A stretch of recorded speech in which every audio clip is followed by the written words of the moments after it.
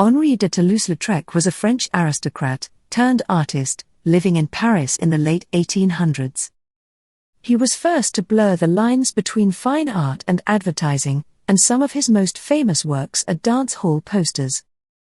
His short stature made him feel at times that he was treated like an outsider, but he found comfort in the company of those on the margins of society.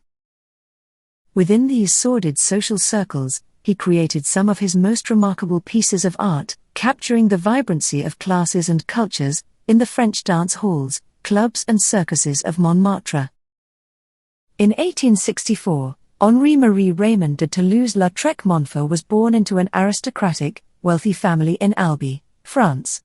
He was the first child of Alphonse Charles Comte de Toulouse-Lautrec Montfort and his wife Adela Zoe Tapie de Soliron. His father, an avid adventurer, and a true blue-blooded eccentric, was hunting at the time of his son's birth. His mother was a notoriously pious, reserved and loving woman, but she was also a bigoted hysteric, who was possessive, moralistic and a hypochondriac. Lautrec later described her as virtue personified. The provincial mansion in Albi from which Henri first saw the world was the private townhouse of his family of aristocrats. Henri was the eldest son of an eldest son, and from his earliest years knew that it was his legacy to someday be Count Toulouse-Lautrec. When Henri was only 3 years old, his parents' marriage was shattered by the death of his younger brother.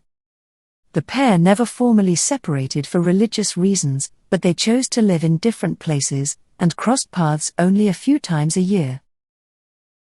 His mother continued to live at home in the family estate, and a nanny took care of young Henri in his early years. Lautrec's extended family owned a number of impressive estates, and Henri spent his childhood traveling from chateau to spa, and from hunting lodge to elegant Parisian hotel, usually at the whim of his mother. His numerous cousins, who also lived or visited where he happened to be, were his principal playmates.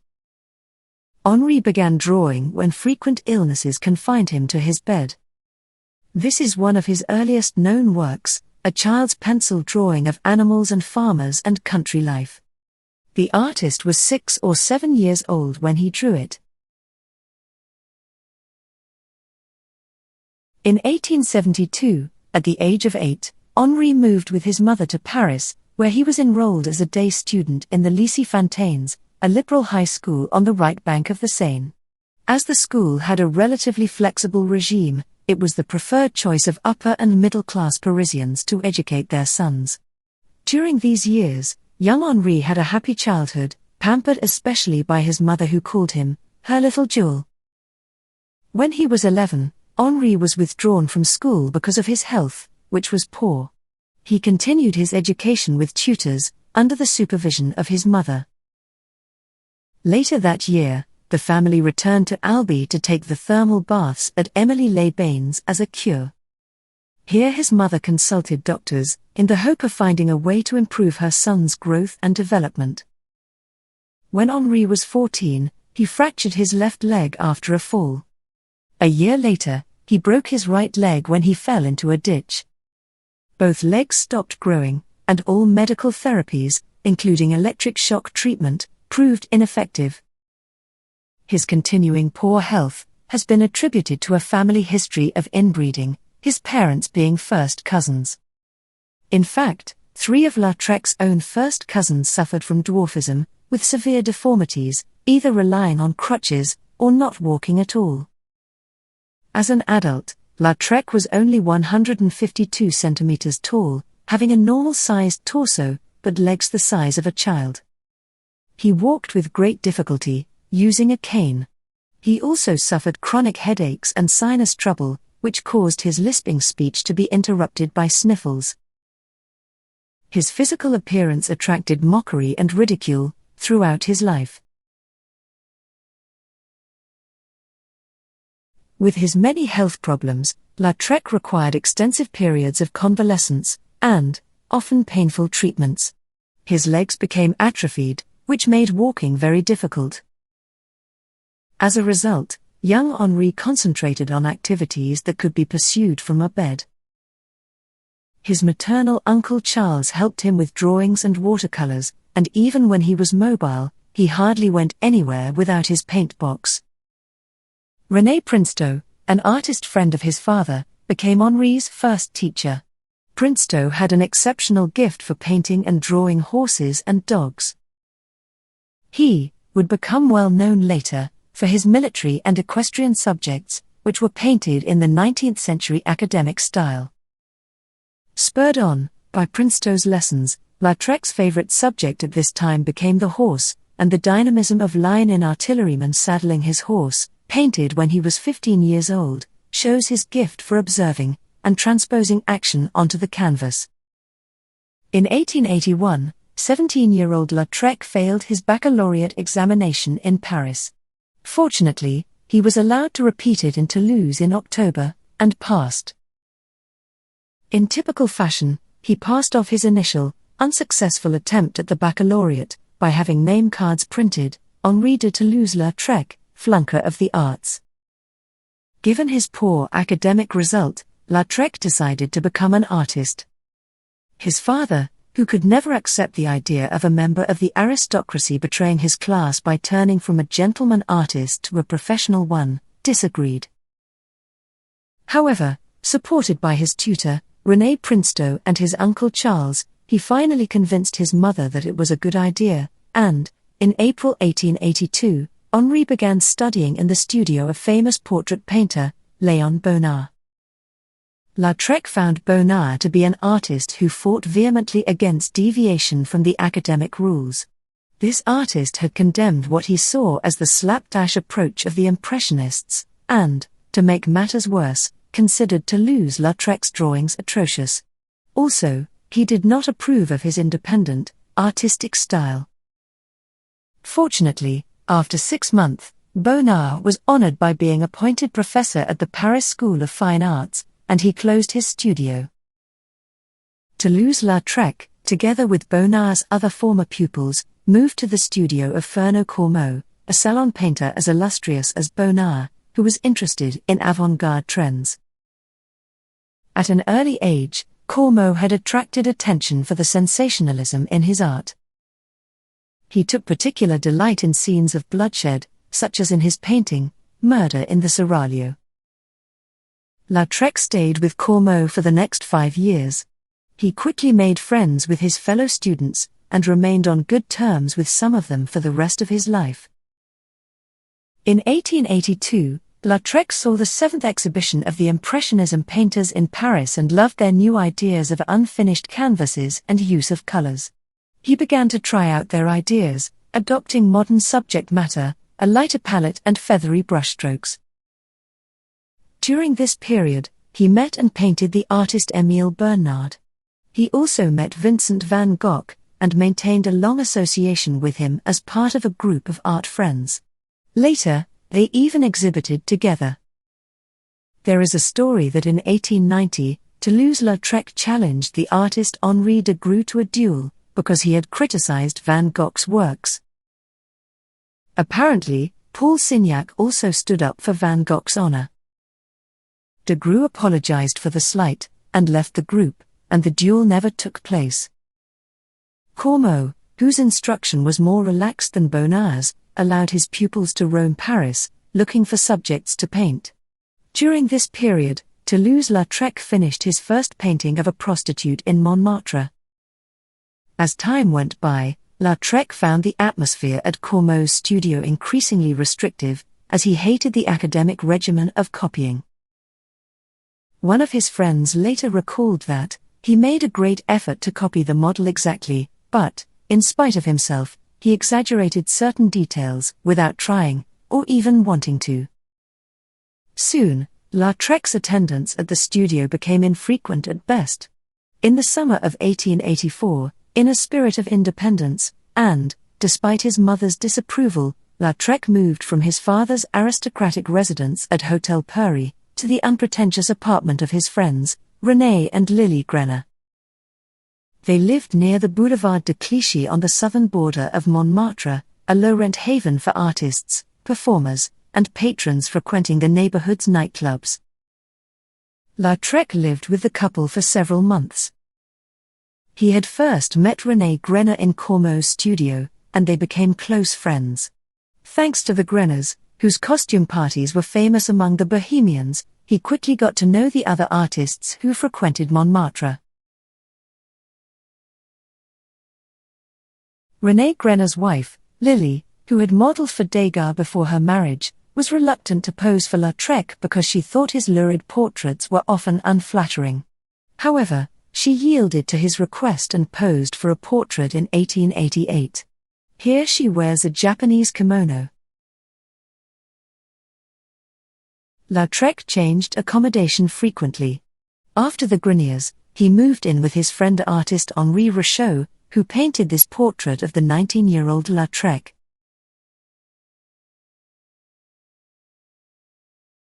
In 1886, Lautrec decided to establish his own studio in Montmartre.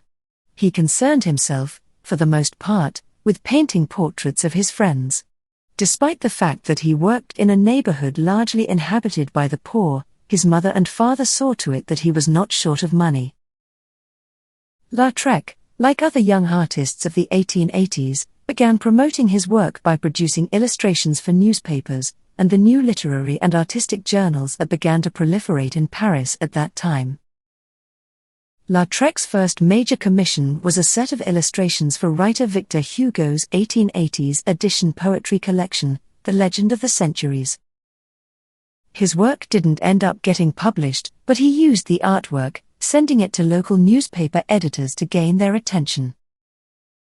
One of his first works to be published, Gin Cocktail, a black-and-white illustration, appeared in the September 1886 issue of Le Courrier Français. Over time his drawings achieved a certain renown. His illustrations in the newspapers, on sheet music, and in books, were beginning to be recognized, and he exhibited his paintings in a number of salons. Lautrec came to be regarded as one of the people of Montmartre. He was an outsider, like they were, fiercely independent, but with the ability to understand what was going on around him. His parents did not welcome his living arrangements.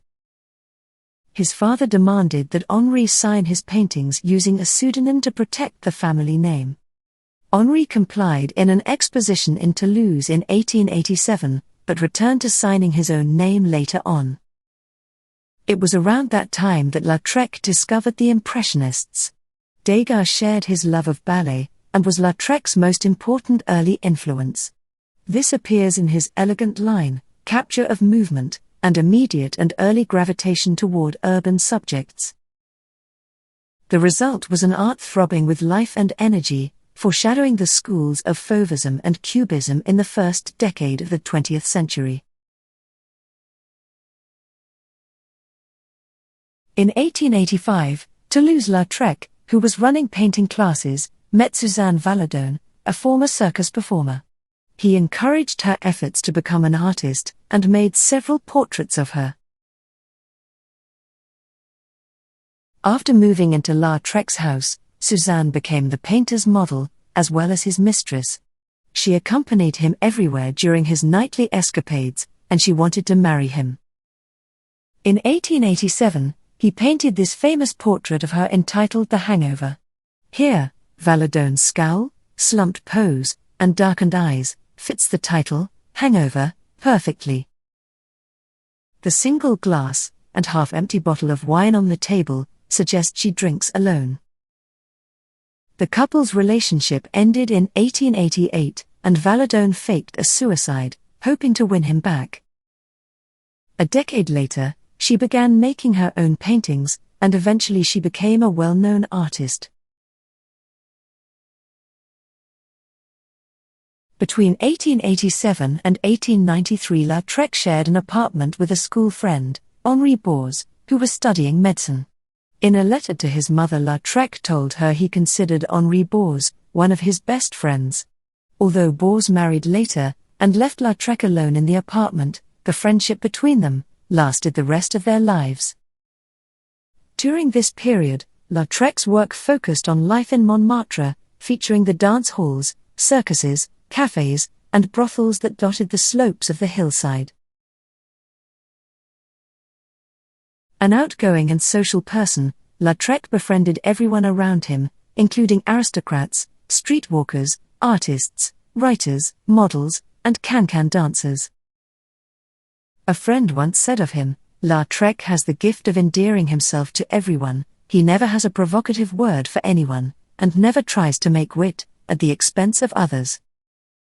In 1887, he exhibited at the Exposition du Petit Boulevard, organized by Vincent van Gogh's brother.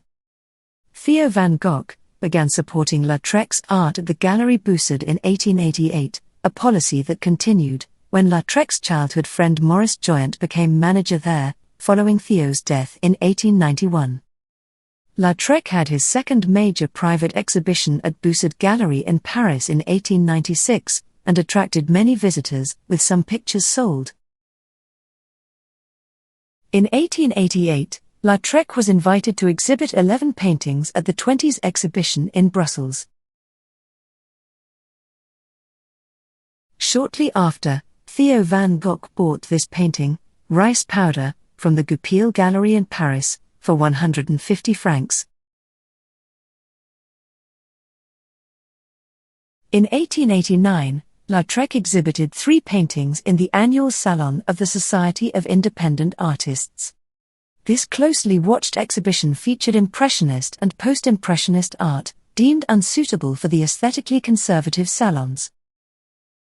His works at the exhibition were well received, and helped to establish Lautrec as a documentary artist, one who recorded the real lives of the people of Montmartre. This was in stark contrast to the idealized, mythical scenes the Academy preferred. Like the Impressionists, Lautrec preferred to work on site, beginning and completing his compositions on the spot. He often posed sitters in the Montmartre garden of his neighbor. One of his favorite models was a prostitute nicknamed La Casque d'Or, or Golden Helmet. This painting captures the unprecedented frankness of his approach, and reflects the degree to which his models trusted him. Despite ongoing struggles with his health, Lautrec was the life of the party. Exceedingly charming, gracious, witty, and sarcastic, he became a fixture in Montmartre's cabarets, bars, circuses, and brothels, where he knew the prostitutes by name.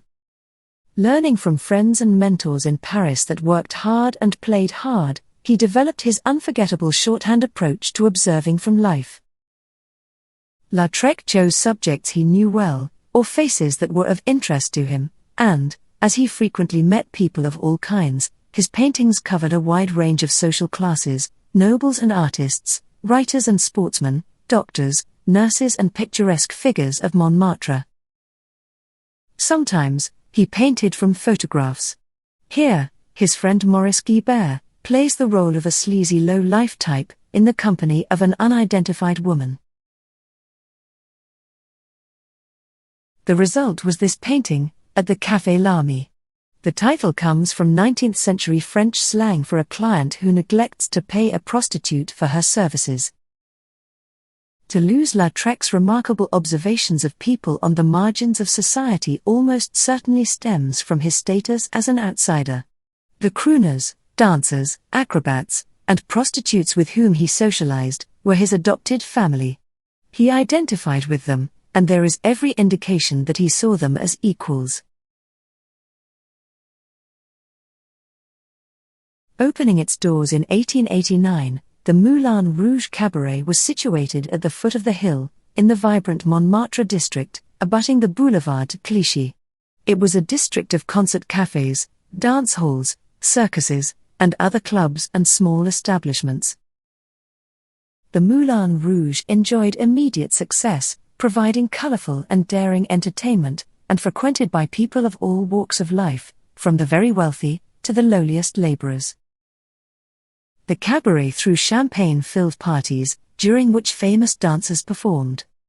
They served drinks during shows, and spectators mixed on the dance floor with the performers, like one big party. In the crowded streets, business owners and entertainers competed with one another, trying to entice passing customers into their clubs. Feeling the competitive pressure, the Moulin Rouge Management commissioned Toulouse-Lautrec to produce a series of posters designed to attract the public, most of whom chose to attend an event based on whether or not they liked the artwork of the advertisement.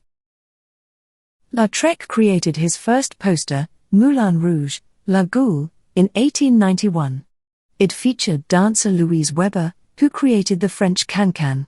The result was visible all over Paris, and he began receiving commissions for portraits, advertisements, and book illustrations. He was literally an overnight sensation. From then on, venues hung his advertising posters by the thousands, and they became collector's items during his lifetime. Thereafter, the cabaret reserved a seat for him, and displayed his paintings on their walls. Aristide Bruin was a successful singer, composer and businessman, who also managed the Cabaret Mirlitorn in Montmartre. Recognizing Lautrec's talents, Bruin asked him to create posters, which he hoped would appeal to the public. The result, shown here, became an icon, powerfully representing the singer, who is seen with a wide-brimmed hat, cape and red scarf. 5 prints of this work are known, with the illustration overlaid with various advertising messages. Lautrec's poster for Bruin provoked a tremendous stir. An article in the press praised the artist for rendering the fierce, slightly wild, and imposing side of the street singer. The commanding posters by Lautrec, which communicated Bruin's marketed personality, while attracting a wealthy audience, fitted the bill perfectly. It is likely that Lautrec was inspired by Japanese prints when he began designing his posters. Oriental art was very fashionable during the artist's lifetime, and it influenced many of the Impressionists, particularly Monet, Cassatt, and Degas. Areas of flat color, bound by strong outlines, silhouettes, cropped compositions, and oblique angles, are all typical of Japanese prints. Lautrec's eye-catching arrangements of bright colors and arresting blacks propelled his posters to an unusual degree of success. As an illustrator, Toulouse-Lautrec created many famous posters, but a less-known part of his work was that he also illustrated other things, such as books and sheet music covers. This one, for the score of Lullaby, by Die Hau, is based on a poem created by Jean Richepon in 1881. La Revue Blanche was a French art and literary magazine run between 1889 and 1903. Some of the greatest writers and artists of the time were its collaborators. Lautrec produced this cover in 1895. The original lithographically printed paper wrappers for this book of poetry was designed by Lautrec in 1897, and depicts a fishwife selling herring.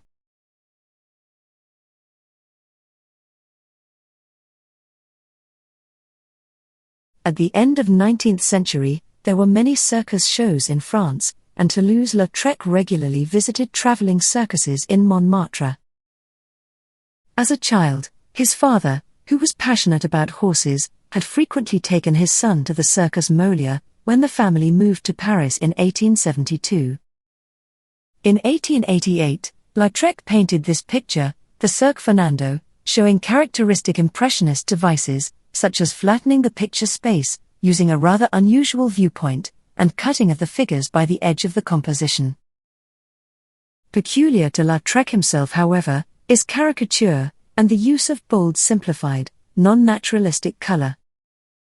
The grotesque, strangely cruel figure of the ringmaster is the center around which the horse and bareback rider must revolve. Lautrec created his first lithograph in 1891, but he was not always involved in laying down the design on the printing plate. For the best-known lithographs, like his Le Divan Japonais, he prepared one or several drawings and sketches, and the transformation on a lithograph plate was performed by a professional printer. For the popular large editions, poster paper was used, and up to 3,000 copies were made. They are unnumbered, but they have his signature, or his initials, printed on the poster. In the remaining 10 years of his life, Lautrec made nearly 400 prints in black and white and in color, and produced 31 posters. He was among the first, and in many respects, the greatest, of all poster designers. A man with a strong theatrical sense, interested in individual personality and fascinated by social extremes, he had the right kind of flair, panache and an appropriate, often sardonic sense of exaggeration. Lautrec realized that if the posters were to be successful, their message had to make an immediate and forceful impact on the passerby. He designed them with that in mind. In this poster of lifelong friend, dancer Jane Avril, advertising her cabaret show at the Jardin de Paris in 1893, the diagonally placed hand of the violinist playing his instrument is rendered in grey tones, the brightly colored figure of the dancer getting all our attention. There is some indication of floorboards, but no furniture or other figures. The legend reads simply Jane Avril in white letters. To create this print, several lithographic plates were used, one for each color: inky black, acidic orange, yellow, and green. Among the painter's favorite subjects were the cabaret dancers Yvette Guilbert, Jane Avril, and La Goule and her partner, Valentine Ladissos. Lautrec depicted his subjects in a style bordering on caricature. He took subjects who often dressed in disguise and makeup as a way of life, and stripped away all that was not essential, thus revealing each as an individual, but a prisoner of their own destiny. Lautrec's prints often display dazzling technical effects, as new innovations in lithography during the late 19th century permitted larger prints, more varied colors, and subtle textures. The artist frequently employed the spattered ink technique, seen in this print. Like Degas, but unlike most of the Impressionists, Lautrec was not really interested in landscape, and the lighting in his pictures is often most convincing and effective when it is artificial. His favorite themes were the dance halls, cabarets and circuses. And, even life in the brothels, where he spent a great deal of his time as an observer, as well as a customer. His pictures of these subjects are neither lascivious nor coy, and in their unglamorized acceptance of the facts of real life, they have influenced the history of 20th century art. Lautrec and his relentless brush did not limit himself to depicting only the performers in these establishments. He lingered also on the patrons, those illustrious curiosities of the night, such as Monsieur Boileau, Henri Fourcade, and Monsieur Delaporte.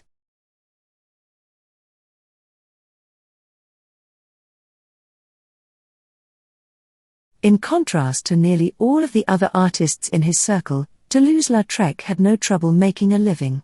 This is mainly because Parisian business owners realized they could make money from his unique vision. In contrast to artists who worked for private collectors, galleries or the government, Lautrec worked for the entertainment business, where selling drinks and tickets was the bottom line. He essentially had the ideal job. He could pick and choose what performances he wanted to go to, usually admission-free. Lautrec's lithographs show the famous personalities of the French Belle Époque, and he knew them all personally. Singers and dancers like Yvette Guilbert, May Belfort, Jane Avril and the poet and singer Aristide Bruant. Many of his lithographs were commissioned by these artists for posters or theatre billboards or as illustrations for magazines.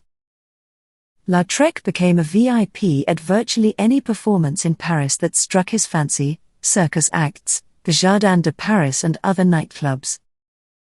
In 1896, he went several times to the Varieties to see Marcel Lender dance the bolero in the operetta Chilperic, which resulted in a group of paintings and 6 lithographs. He was also a regular at the city's brothels, where he availed himself of the services of the prostitutes, who treated him kindly. He, in turn, appreciated the ladies, saying, "I have found girls of my own size. Nowhere else do I feel so much at home." He frequently visited a brothel located in Rue d'Amboise, where he had a favorite named Mireille. He was particularly fond of her, and portrayed her many times in his brothel scenes. In this photograph, Mireille is looking at herself in Lautrec's work The Salon of the Rue des Moulins. In this picture, Lautrec neither sensationalized nor criticized the women working there, but interpreted their society for what it was. He depicts the true, and not the ideal, capturing in a few brief brushstrokes the essential nature of the subject, the women's isolation and loneliness, qualities which Lautrec had so often experienced himself. Mireille, his favorite, is the woman in the foreground.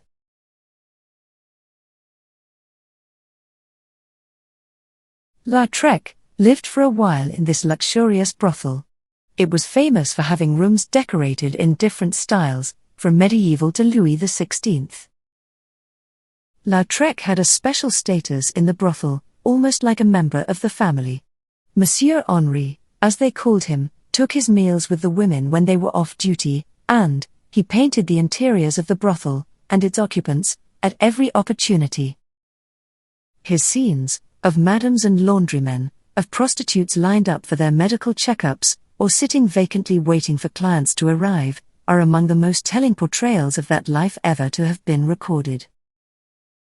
Many of the pieces he produced captured these women in moments of self-reflection, like Woman Before a Mirror, painted in 1897.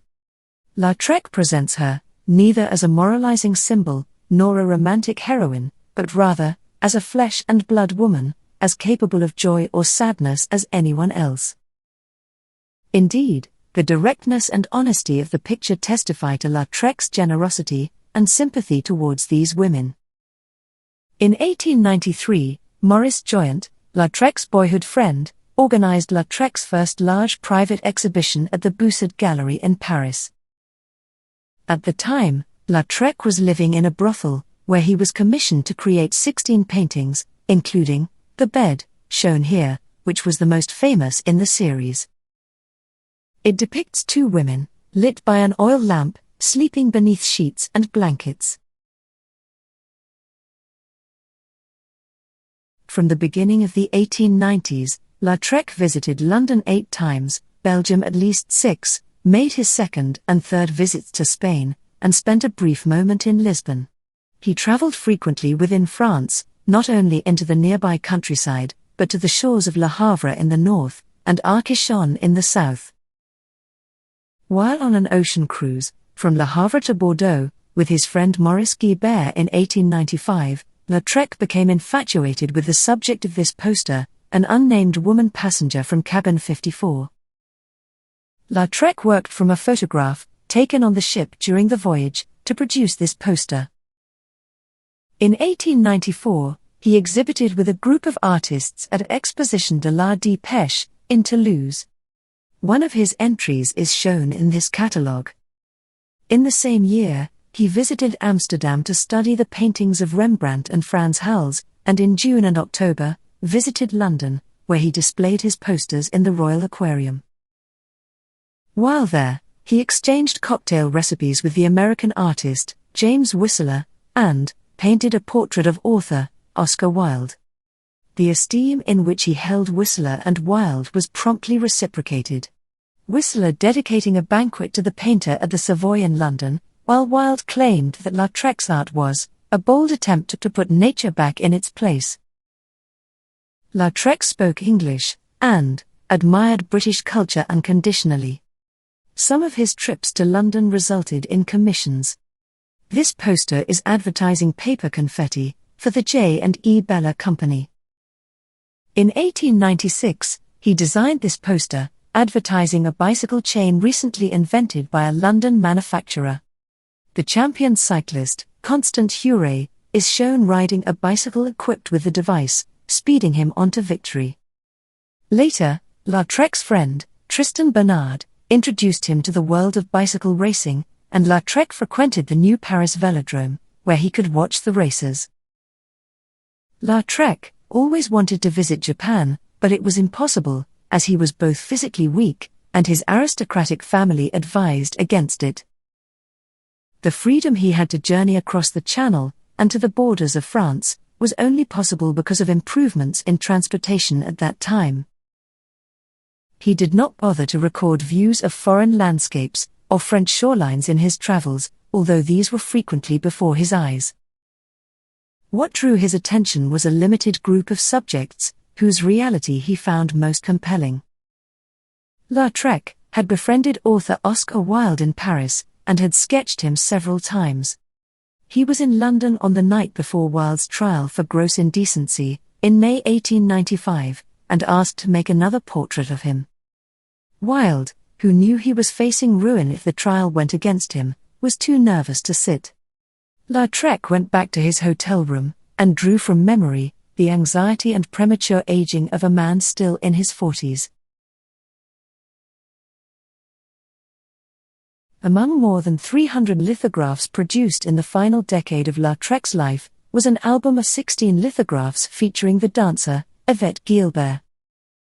The Paris entertainer was one of Lautrec's favorite and most popular subjects. She first appeared in the artist's poster, Divan Japonais of 1893, although only in the background. She is the figure in the upper left corner of the poster, head cropped off, but identifiable by her elongated body and trademark long black gloves. Seated in the foreground, wearing one of her famously outlandish hats, is the singer Jane Avril. Lautrec conveyed the essence of the personalities of these women, by exaggerating their physical characteristic. The poster combines inventiveness and keen visual precision with a kind of careless, cynical elegance. Guilbert appeared again in Lautrec's illustration for the December 1894 issue of Le Rire, a French humor magazine. In 1894, Lautrec decorated French novelist Gustave Geffroy's book on Yvette Guilbert with 16 marginal illustrations and a jacket design. In this watercolor sketch for the album, the artist depicted the singer in her signature outfit, a simple green dress, with a deep V-neck front and back, and long black gloves. Yvette Guilbert met Toulouse-Lautrec in early 1893, and became one of his friends and favorite models. In this portrait, the artist catches her in the foreground, the singer casually holds the closing curtain with a gesture, and prepares to curtsy to the applauding audience. According to the recollections of contemporaries, Yvette did not sing, but rather spoke her songs. But, according to one art critic, her unique way of singing penetrated the fog of smoke, alcohol fumes, and heavy breathing that surrounded her. Lautrec did not seek to conceal Guilbert's defects. On the contrary, he exaggerated her awkward figure and upturned nose to emphasize the individuality of his model. Although the singer herself did not appreciate his approach, nevertheless the album of lithographs greatly increased her recognition and fame. She went on to have a successful career in Britain and the US as an entertainer. Café concerts were large entertainment establishments where all levels of Parisian society came to drink, smoke, socialize, and enjoy light-hearted singers and dancers. The café concert was so popular that in 1893, Toulouse-Lautrec and artist friend Henri Gabriel Ibels devoted a whole print series to it for a Paris publisher. The caricature portraits they made of the artists, and of members of the audience slumped in their seats, perfectly evoke the easygoing atmosphere of these venues. Lautrec, Ibels and the writer Georges Montegalia created a portfolio comprising 22 lithographs, printed in black, brownish black and olive green, of which 11 were by Lautrec, and 11 by Ibels, who also created the cover. The writer's essay argued that the café concert was not a den of iniquity, but rather a tonic for modern life, and a place for people to meet and relax. Lautrec's images in the series capture a cross-section of people involved in Paris nightlife, from dancers and singers, to spectators, staff, and nightclub impresarios. Unlike most of his contemporaries, Toulouse-Lautrec was known for his realistic, humanistic depictions of women, reflecting the circumstances of many of the people that he met. None of these works is more significant than Elle, a series created in 1896, presenting a sensitive portrayal of life in a brothel. Lautrec spent long periods observing the prostitutes and their clients. His works reveal these individuals as human beings, with the same strengths, and many of the weaknesses, of other members of society. The prints are highly original in their representation of the more mundane aspects of the women's existence, particularly moments of intimacy and friendship. The prints are mainly of prostitutes, and yet, none shows a completely nude body, or a suggestive pose. These were very real people, living unglamorous lives. Real people did not spend their time being totally naked, and there are very few examples in Lautrec's printed body of work that show completely nude women. Unlike Lautrec's other images that feature the clown and dancer, Xia Yu Cao performing, this one captures her off stage in a moment of quiet contemplation. Her frank pose, and almost weary expression, suggest we are seeing the real person behind the stage persona. The L series proved to be a commercial failure for its publisher, who specialized in erotica, because it delivered an intimate portrayal of women Lautrec knew firsthand, rather than an erotic fantasy. The French public had no interest in art that showed sex workers as being human. Original lithographs from 1896 are now prohibitively expensive. A full set recently fetched over $1.5 million at auction. Out of all the 19th-century French artists, Henri de Toulous-Lautrec stands out as a painter who really loved to cook.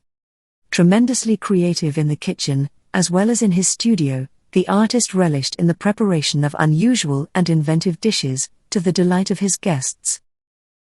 One of his great pleasures was cooking for his friends, which is captured in Vuillard's portrait of the artist, at the stove at Villeneuve-sur-Yonne in 1898. He was a great gourmet, a friend said. He loved to talk about cooking, and knew of many rare recipes for making most standard dishes. Cooking a leg of lamb for 7 hours, or preparing lobster à l'américaine, held no secrets for him. Lautrec created this menu for a dinner given by his friend, the photographer Paul Sescau, who is shown playing the banjo. Maurice Guibert, an amateur photographer and friend, is caricatured in the top right corner. Lautrec was keen to publish a book of his own recipes. However, his infamous lifestyle spelled his early death in 1901. Fellow Epicurean, Maurice Joyant, Lautrec's childhood friend, and art dealer, found his recipes among his personal papers and vowed to preserve them along with his artistic legacy. The book, published posthumously in 1930, was The Art of Cuisine by Henri de Toulous-Lautrec and Maurice Joyant. By today's standards, the majority of these recipes seem heart-blocking, comprised of unattainable ingredients, and are just plain undoable in a 21st-century kitchen. The book was republished in an English translation in 1966, as The Art of Cuisine, a tribute to Lautrec's inventive and wide-ranging cooking style. At 152 centimeters tall, Toulouse-Lautrec's appearance about town was unmistakable. His size often appeared further diminished, because he seemed to associate with unusually tall men, such as his cousin Gabriel Tapie de Celeron. Although he joked about it, he disliked his physical appearance, and his letters contain many derogatory remarks about his body, and references to his increasing number of ailments. For most of his adult life, Lautrec compensated for his physical deformities with alcohol, and an acerbic, self-deprecating wit.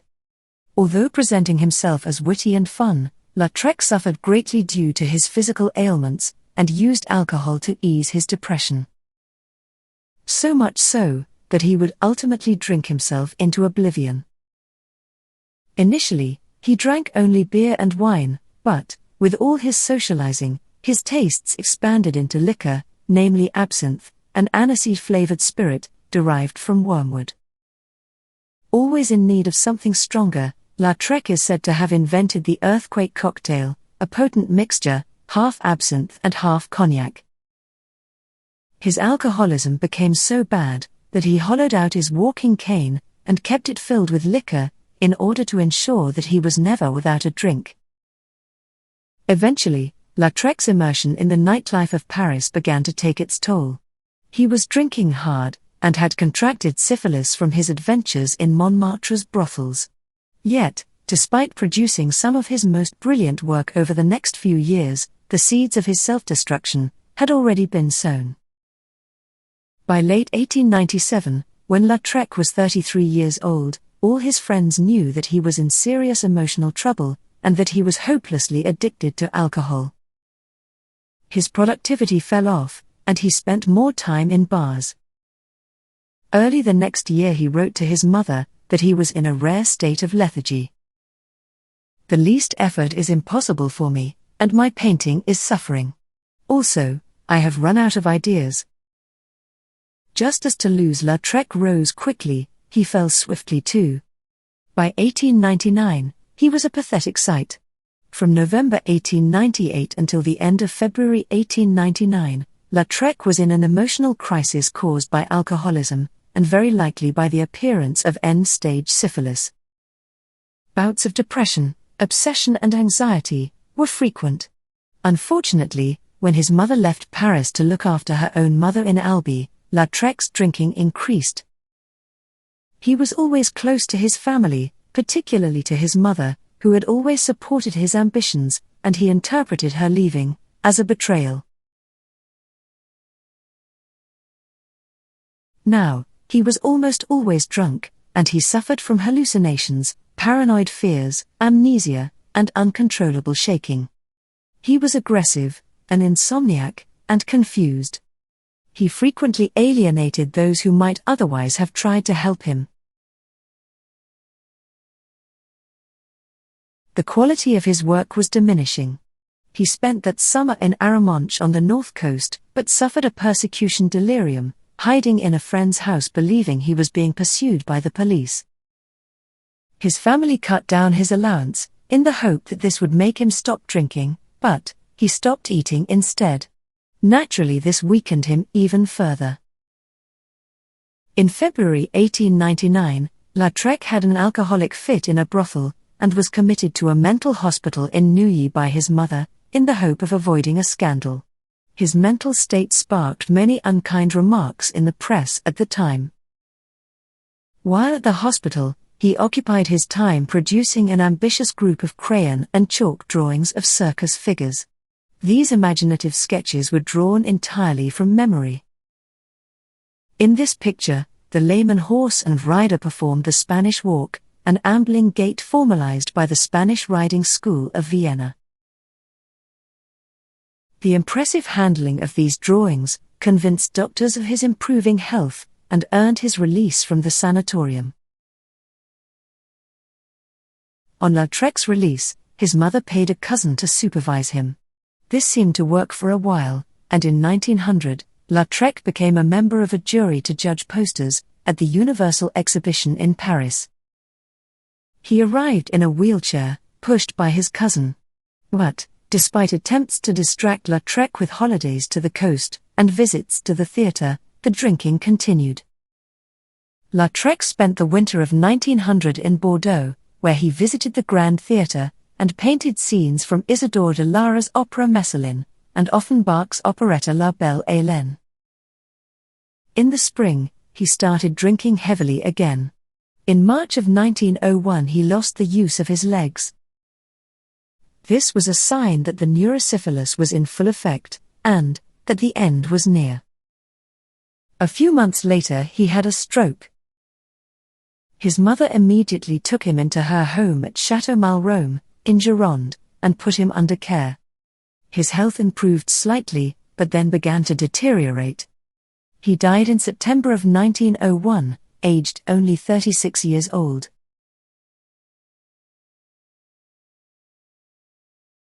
He is buried in Gironde, a few kilometers from where he died.